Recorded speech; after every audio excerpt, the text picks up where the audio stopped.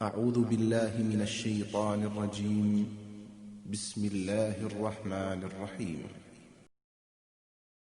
اور میں یہاں گزارش کروں گا آپ سے کہ اس چینل کو ٹوٹل ٹروتھ کو اگر آپ نے ابھی تک سبسکرائب نہیں کیا ہے تو سبسکرائب کر لیجئے اور بیل آئیکن کو بھی کلک کیجئے تاکہ آپ کو نوٹیفیکیشن مل سکے جب نئی ویڈیو اپلوڈ ہو۔ اعوذ باللہ من الشیطان الرجیم، بسم اللہ الرحمن الرحیم، الحمد لأہلہ والصلاة علی اہلہا۔ ناظرین گرامی، السلام علیکم۔ ہماری آج کی گفتگو کا عنوان بھی فرقے واریت کے مضمرات ہیں، لیکن چند دنوں میں ایک ایسا واقعہ پیش آیا جس کا تقاضا یہ ہے کہ آج کی گفتگو میں چند حقائق جو اسی عنوان سے متعلق ہیں آپ کی خدمت میں پیش کروں۔ ہمارا ارادہ یہی ہے اور اس عنوان پر گفتگو جاری بھی رہے گی کہ فرقہ واریت کسی عام سنی، شیعہ یا اہل حدیث فرد کا کام نہیں ہے، یہ کچھ طالع آزماؤں کی مذموم کوششوں کا نتیجہ ہے، جس کا ایک حالیہ ثبوت پاکستان کے شہر کوئٹہ میں پیش آنے والے واقعے سے ہم کو ملتا ہے۔ آپ کو معلوم ہے پاکستان کے صوبہ بلوچستان کے شہر کوئٹہ میں ایک انتہائی بربریت کا مظاہرہ سامنے آیا جب تقریباً 11 افراد کو، تعداد کم یا زیادہ ہو سکتی ہے، انتہائی بہیمیت کے ساتھ شہید کر دیا گیا۔ اس موقع پر جو چیزیں ہمارے سامنے آئیں اور آ رہی ہیں وہ اس امر کو سمجھنے میں معاون ہے کہ فرقہ واریت کیسے پھیلائی جاتی ہے یا ڈیوائڈ کیسے کیا جاتا ہے کسی معاشرے کو۔ پہلی بات جو بار بار کہی جا رہی ہے، ہزارہ برادری۔ میں انتہائی درد کے ساتھ اس بات کو محسوس کر رہا ہوں، جس دین اسلام کے پہنچانے والے نے مدینے پہنچ کر ایک مسلمان کو دوسرے مسلمان کا بھائی بنایا، تاریخ میں رشتہ مواخات کے نام سے یہ واقعہ موجود ہے، اس میں کیسے آپ نے اپنے معاشرے میں رہنے والوں کو مختلف برادریوں میں تقسیم کرتے ہیں یا کر رہے ہیں۔ کیا بنی گالا میں رہنے والوں کو خان برادری کہا جاتا ہے؟ کیا لاڑکانہ میں رہنے والوں کو بھٹو برادری کہا جاتا ہے؟ کیا رائے وڈ میں رہنے والے تمام حضرات یا لوگ شریف برادری ہیں؟ نہیں۔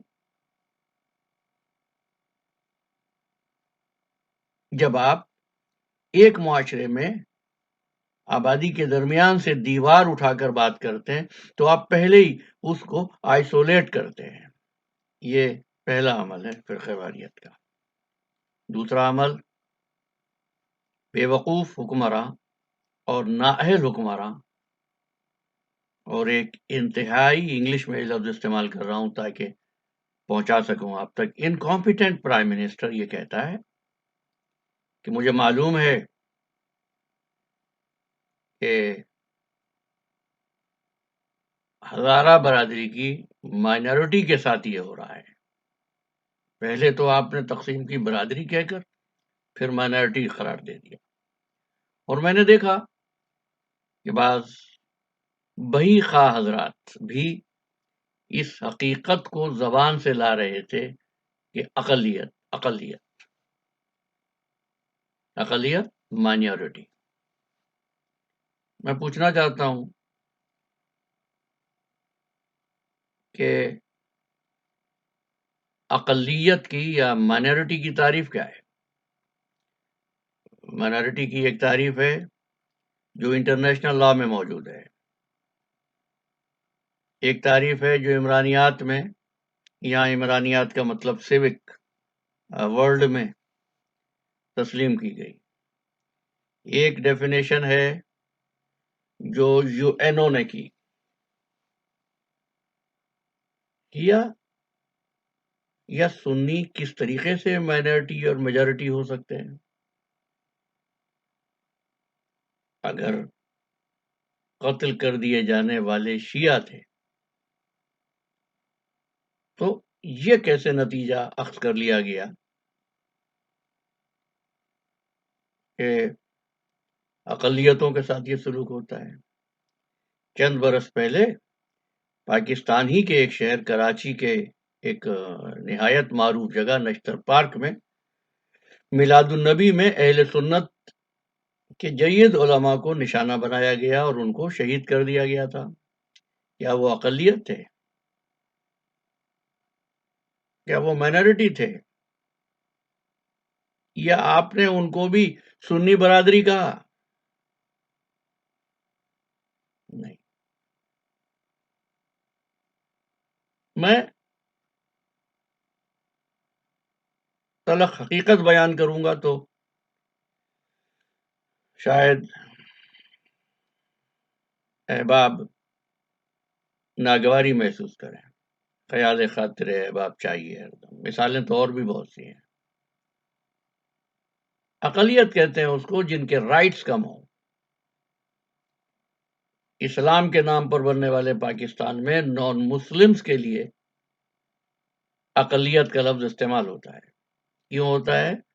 کہ ان کا طریقہ انتخاب دوسرے طریقہ انتخاب سے جو لیجسلیٹو اسمبلی کے لیے منتخب ہوتا ہے مختلف ہے. ان کے لیے جو چھٹیاں کی جاتی ہیں، مثلا ہولی کی چھٹی، دیوالی کی چھٹی، وہ آپشنل ہوتی ہے اس فرقے کے لوگوں کے لیے. اب پوچھتا ہوں 12 ربیع الاول کی جو چھٹی پاکستان میں ہوتی ہے کیا وہ آپشنل ہوتی ہے یا صرف اہل سنت کے لیے ہوتی ہے؟ جی. یا 10 محرم کو جو چھٹی ہوتی ہے وہ شیعوں کے لیے آپشنل ہوتی ہے اور سنی حضرات اس دن کام کرتے ہیں؟ نہیں. رائٹس برابر ہیں، دونوں میں سے کوئی اقلیت نہیں ہے، نہ سنی نہ شیعہ. ہاں، آگے بڑھنے سے پہلے ایک بات اور یہاں پر آپ کی خدمت میں عرض کرنا چاہوں گا، اور وہ کچھ اس طرح ہے کہ ایک خاندان کے 2 بھائی ہیں، 3 بھائی ہیں، 4 بھائی ہیں، 5 بھائی ہیں. ایک کے 2 بچے ہیں، ایک کے 4 بچے ہیں، ایک کے 2 بچے ہیں، ایک کے 7 بچے ہیں، اور سب مل کر ایک مکان خریدتے ہیں، سب اس میں پیسے ڈالتے ہیں. مکان لینے کے بعد کیا وہ بھائی جس کے 7 بچے ہیں وہ دوسرے بھائیوں کے حقوق سلب کر سکتا ہے اس بات پر کہ میری عددی اکثریت ہے؟ پاکستان ہمارا گھر ہے، سنی شیعہ بھائی ہیں، اور پاکستان کی تشکیل میں جتنی مساعی سنی بھائیوں نے کی شیعہ بھائیوں کے مساعی سے کم نہیں ہے.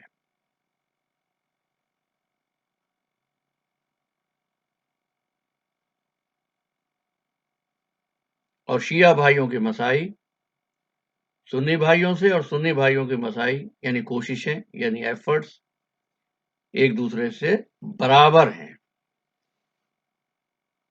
میں اس موقع پر نہیں کہہ رہا ہوں، لیکن حقیقت تو یہی ہے نا کہ جناب محمد علی جناح بانی پاکستان بھی شیعہ تھے. ان کے کچھ ساتھی بھی شیعہ تھے. پاکستان کی تحریک میں جن حضرات نے پیسہ صرف کیا، ڈونیٹ کیا، ان میں سر آغا خان کا نام بھی آپ نظر انداز نہیں کر سکتے، اور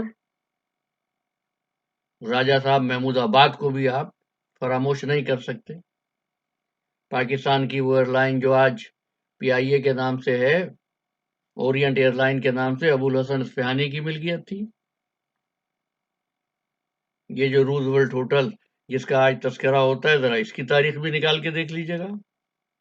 جب سب نے مل کر پاکستان بنایا تھا تو کسی فریق کو یہ کہہ دینا صرف اس بنیاد پر کہ ان کے نمبرز کم ہیں، ان کی تعداد کم ہے، کہ یہ اقلیت ہیں، کیا یہ روا ہے؟ کیا یہ آپ کو زیب دیتا ہے؟ آپ کو شرم نہیں آتی یہ بات کرتے ہوئے؟ میں نے عرض کیا، اور میں مفصل گفتگو کروں گا، اور ہو سکتا ہے کہ اس میں 3-4 نشستیں اور صرف ہو جائیں، لیکن آپ سے کہنا چاہتا ہوں جو واقعہ نشتر پارک میں ہوا تھا وہ بھی بربریت کا تھا، اور جو واقعہ کوئٹہ میں مچھ میں پیش آیا ہے وہ بھی ظلم و بہیمیت کا ہے. مرنے والے وہاں بھی پاکستانی تھے، یہاں بھی پاکستانی ہیں. مرنے والے وہاں بھی مسلمان تھے، یہاں بھی مسلمان ہیں. اس کو سنی شیعہ کی تقسیم دینا اور بڑھاوا دینا، اور جو بات میں کہہ رہا ہوں کچھ فیکٹر ایسے ہوتے ہیں. فرقہ واریت sectarian is not just effort of one person. One person doesn't have those skill کہ ہی could diffuse or could infuse اور enhance sectarianism. یہ جو پوائزن ہے سیکٹیرینزم کا، یہ پولیٹیشین لاتا ہے، یہ فیوڈل لاتا ہے، یہ تھیوکریٹ لاتا ہے، یہ مذہبی جہردار لاتا ہے، جس کا واضح ثبوت اس وقت کے اس نااہل وزیر اعظم نے دیا. کیا فرمایا انہوں نے اس مسئلے کے حل کے لیے اپنی کابینہ کے 2 ایسے حضرات کو منتخب کیا، اور انہوں نے جا کر وہاں یہ کہا، جیسا کہ پریس میں نے دیکھا اور پڑھا اور سنا ہے، کہ صاحب ہم سید زادے ہیں، ہم شیعہ ہیں. یہ فرقے وارانہ رنگ دینے کی کوشش تو حکومت نے کی. الزام آپ اپوزیشن پر لگا دیجئے، اور لگاتے ہیں، لگا رہے ہیں. بلیک میلنگ کا لفظ آپ نے استعمال کیا، ورنہ پاکستان میں کبھی فرقے واریت اس عنوان سے، اس انداز سے موجود ہی نہیں تھی. کسی نے اس طرح سوچا ہی نہیں کبھی. یہ وہ سوچ ہے جس کو ایک منظم منصوبے کے تحت پروان چڑھایا جاتا ہے. مجھے یاد ہے ماضی میں ایک مرتبہ میرے گھر پر جب ایسا ہی یہ خطرہ پیدا ہو گیا تھا، منڈلایا گیا تھا، تو ہماری مدد کرنے والے دوسرے مسلک کے تھے جو ساتھ رہتے تھے. اس طرح تو نہیں سوچا کہ کوئی شیعہ ہے کوئی سنی ہے. یہ سوچ کہاں سے آتی ہے بھائی؟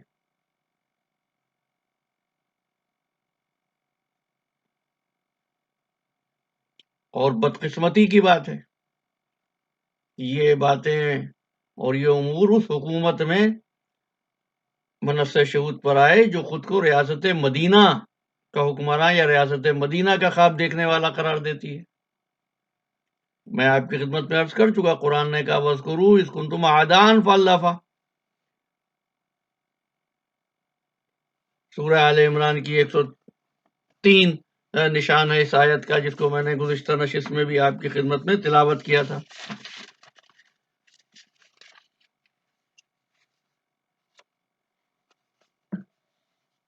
کیا فرمایا ہے صاحبان ایمان؟ اللہ کی رسی کو مضبوطی سے پکڑے رکھنا. جب تم ایک دوسرے کے دشمن تھے، فَأَلَّفَ بَيْنَ قُلُوبِكُمْ فَأَصْبَحْتُمْ بِنِعْمَتِهِ إِخْوَانًا. ہم نے تمہیں نعمت دی، تم بھائی بھائی بنے. اسلام نے سب کو برادری ایک بنایا، یہ برادری کو توڑ کر مختلف برادریاں اس میں سے بناتے ہیں.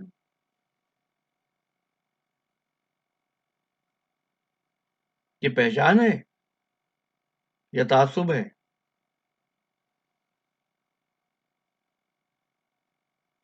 دیکھیے، جہاں کسی عمل میں اخلاص ہوتا ہے، جہاں کوئی اپنے عہد سے وفادار ہوتا ہے، وہاں یہ صورتحال پیدا نہیں ہوتی ہے، لیکن چونکہ ایجنڈا مختلف تھا آپ کا، اور آپ کا ایجنڈا یہ ہے کہ مسلمانوں کے درمیان میں فرقہ واریت، ماضی میں جس نے، میں انشاءاللہ آئندہ گفتگو میں بات کروں گا، اور یہ بھی بتاؤں گا، میں یہ بھی عرض کروں گا آپ کی خدمت میں کہ مناظرہ کیا ہوتا ہے۔ مناظرے کا میں مخالف نہیں ہوں، مناظرہ علمی صحبتوں میں ہوتا ہے، علمی وادی میں، علم و دانش کی دنیا میں اختلافات ہوتے ہیں، مگر بھائی اس کو فرقہ واریت کے رنگ دے دینا یہ تو آپ کا کام ہے۔ الزام آپ غیر مسلم پہ لگا دیجیے، لیکن آپ کو بتا دوں زیادہ دن نہیں ہوئے، نیوزی لینڈ میں جب واقعہ ہوا تھا، مسجد میں ایک مذہب سے باقاعدہ اعلانیہ منافرت کے نتیجے میں مسلمانوں کو زخمی کیا گیا، تو اس ملک کی وزیر اعظم جو نان مسلم ہے، جس نے ریاست مدینہ کا کبھی نعرہ نہیں لگایا، وہ اپنے تمام مصروفیات چھوڑ کر ان متاثرین کے پاس پہنچی تھی۔ کیوں؟ اس نے وزارت عظمیٰ کے حوالے سے جو عہد لیا تھا وہ اس کی وفادار ہے۔ آپ اپنے عہد سے وفادار نہیں ہیں اور اس ایجنڈے پہ کام کرتے ہیں جو اسلام دشمنوں کا ایجنڈا ہے۔ فرقہ واریت کے کیا کیا رخ ہیں، فرقہ واریت کس کس طرح پھیلتی ہے، اور پیشہ ور مبلغ اور خطیب کس طریقے سے فرقہ واریت کا ٹول بنتے ہیں، انشاءاللہ آنے والی گفتگو میں جاری رہے گی ہماری معروضات، ہماری گزارشات۔ انشاءاللہ اگلے ہفتے پھر آپ کی خدمت میں حاضر ہوں گے۔ آپ سے اجازت چاہتا ہوں۔